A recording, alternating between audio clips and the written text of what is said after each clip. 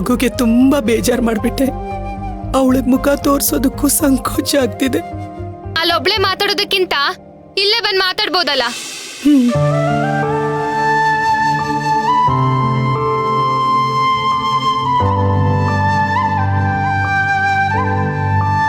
ಹಾಗ್ ಕೋಪ ಮಾಡ್ಕೊಂಡು ನಿಂತ್ಕೋಬೇಕಾಗಿರೋದು ನಾನು, ನೀನಲ್ಲ.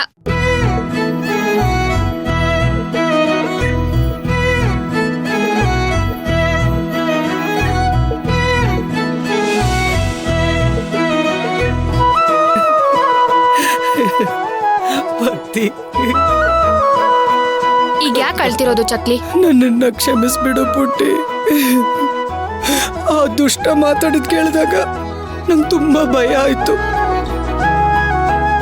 ಅದಕ್ಕೆ ಹಾಗೆ ನಡ್ಕೊಂಡ್ಬಿಟ್ಟೆ. ಹೋಗ್ಲಿ ಬಿಡು, ನಾನೇನು ಅನ್ಕೊಳಲ್ಲ. ನಿನ್ನ ಹುಟ್ಟಿದ ಹಬ್ಬದ ದಿನನೇ ನಾನು ಬೈದ್ಬಿಟ್ಟೆ, ಹೊಡೆದ್ಬಿಟ್ಟೆ ಅಲ್ವಾ? ಪಾಪಿ ಅಮ್ಮ ನಾನು.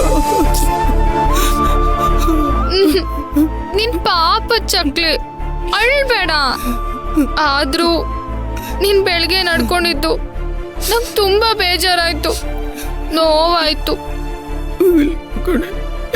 ಅವನ್ ಯಾರೋ ಬಂದು ಏನೋ ಹೇಳಿದ್ರೆ ಅದ್ರಲ್ಲಿ ನಂದೇನ್ ತಪ್ಪಿದೆ? ನಾನು ಒಂದಿನಾನು ಅವನ್ ಜೊತೆ ಮಾತಾಡೇ ಇಲ್ಲ, ಗೊತ್ತಾ? ಭಕ್ತಿ, ನನ್ನನ್ನು ಕ್ಷಮಿಸು ಮಗಳೇ.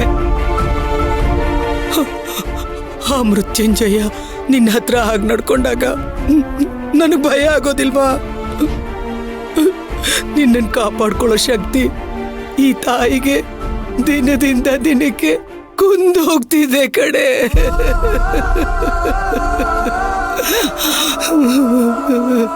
ಚಕ್ಲಿ, ಹೆಣ್ಮಕ್ಳು ಮದ್ವೆ ಆಗದೆ ಹೋದ್ರೆ ತುಂಬಾ ತೊಂದರೆ ಆಗುತ್ತಾ? ಗೊತ್ತಿಲ್ಲಮ್ಮ.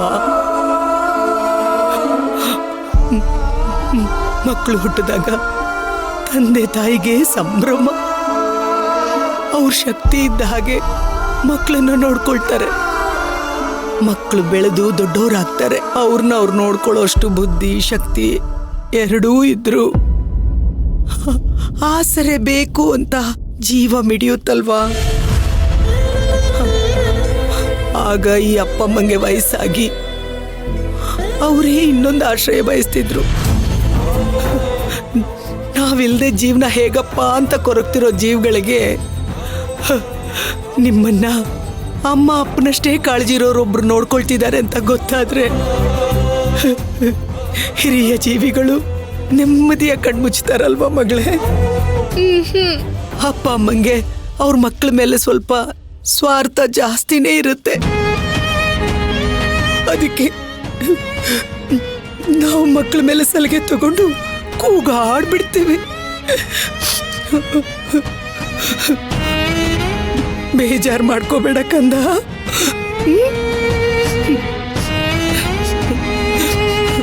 ಚಕ್ಲಿ, ನಾನು ನಿನಗೆ ಬೇಜಾರು ಮಾಡ್ತಾ ಇದ್ದೀನಿ, ಸಾರಿ. ನಾನು ಸಾರಿ ಕಣೆ.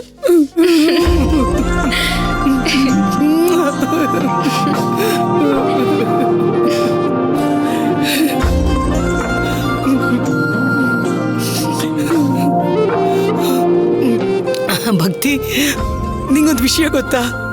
ಇವತ್ತು ದಾಮಿನಿ ಅಮ್ಮನವ್ರು ಬಂದಿದ್ರು. ಅಚಿತ್ಯಂಗೆ ಮತ್ತೆ ಶುರು ಮಾಡದ್ನ ಅವನು? ಏನಂತೆ ಅವನು?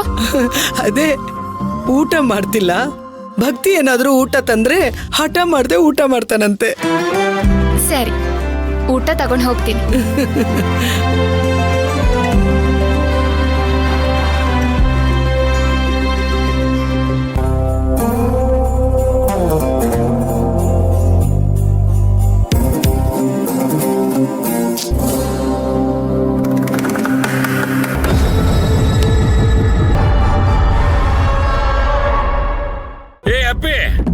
ನಿಂತ್ಕಳ.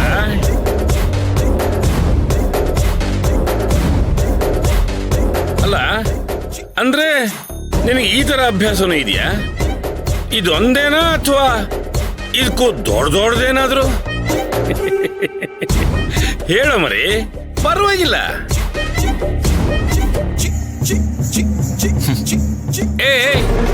ಏಯ್ ನಿಂತ್ಕೋ. ಏಯ್ ಏಯ್ ನಿಂತ್ಕೊಳ್ಳೋ. ಏಯ್ ಇರೋ. ದಾರಿ ಬಿಡು. ಬಿಡದೆ ಇದ್ರೆ ಹೇಗ್ ದಾರಿ ಮಾಡ್ಕೋಬೇಕು ಅಂತ ನನಗೆ ಚೆನ್ನಾಗಿ ಗೊತ್ತು. ಗೊತ್ತಿರುತ್ತೆ ಮತ್ತೆ. ನಾನ್ ನೋಡು ಎಂಥ ನರಿ ಜಾತಿಯವನ ಹತ್ರ ಮಾತಾಡ್ತಾ ಇದ್ದೀನಿ ಅಂತ. ಮಹಾಪ್ರವೀಣ. ನಿನ್ ಮಾತು ಮುಗ್ದಿದ್ರೆ ದಾರಿ ಬಿಡು. ಹೋಗ್ಬೋದಿತ್ತು, ಆದ್ರೆ ನೀನು ನನ್ನ 18 ವರ್ಷದ ದಾರಿಗೆ ಅಡ್ಡ ಬಂದಿಲ್ಲಪ್ಪ ದೊರೆ ಮಗನೇ.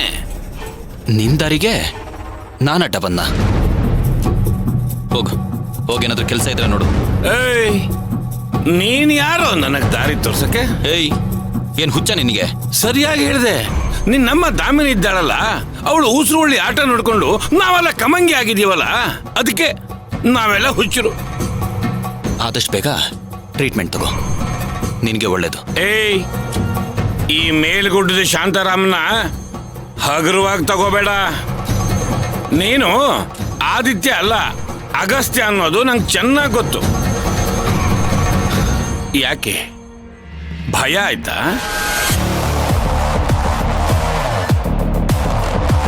ನೋಡ್ತಿರು ಏನ್ ಮಾಡ್ತೀನಿ ಅಂತ. ಅದ್ ಏನ್ ಮಾಡ್ಕೋತೀಯೋ ಮಾಡ್ಕೋ, ಹೋಗು, ನಾನು ನೋಡ್ತೀನಿ. ಏಯ್ ಅದೆಷ್ಟು ದೂರ ಹೋಗ್ತೀಯೋ ಹೋಗು, ಮತ್ತೆ ನೀನ್ ಇಲ್ಲಿಗೆ ಬರ್ಲೇಬೇಕು. ಒಂದು ಸಾರಿ ಆ ಬನಶಂಕರಮ್ಮ ನಿನ್ನನ್ನು ಕಾಪಾಡಿರಬಹುದು, ಹಾಗಂತ ಯಾವಾಗಲೂ ಕಾಯ್ತಾಳೆ ಅಂತ ಅನ್ಕೋಬೇಡ.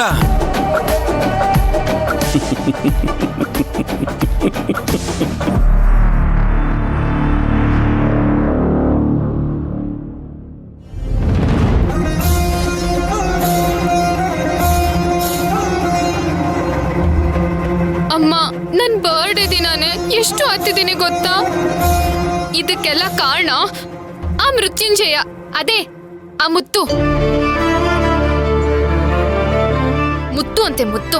ಅವನ್ನ ನೋಡ್ತಿದ್ರೇನೆ ಕೆಟ್ಟ ಕೋಪ ಬರುತ್ತೆ. ನನ್ ಮನೆ ಆಚೆ ಹೋದ್ರೆ ಅಲ್ಲೂ ಬರ್ತಾನೆ. ಅಮ್ಮ ಪ್ಲೀಸ್ ಅಮ್ಮ, ಅವನಿಂದ ನನ್ನ ಕಾಪಾಡು. ಅವನ್ ಕಾಟ ನನ್ ಕೈಲಿ ತಡಿಯೋಕ್ ಆಗ್ತಿಲ್ಲ. ಆಮೇಲೆ ದಾಮಿನಿ ಅಮ್ಮನವರು ಅಚಿಂತ್ಯಂಗೆ ಅಡ್ಗೆ ಮಾಡೋದಕ್ಕೆ ಹೇಳಿದಾರಂತೆ. ನಾಳೆಯಿಂದ ತಗೊಂಡ್ ಹೋಗ್ತೀನಿ.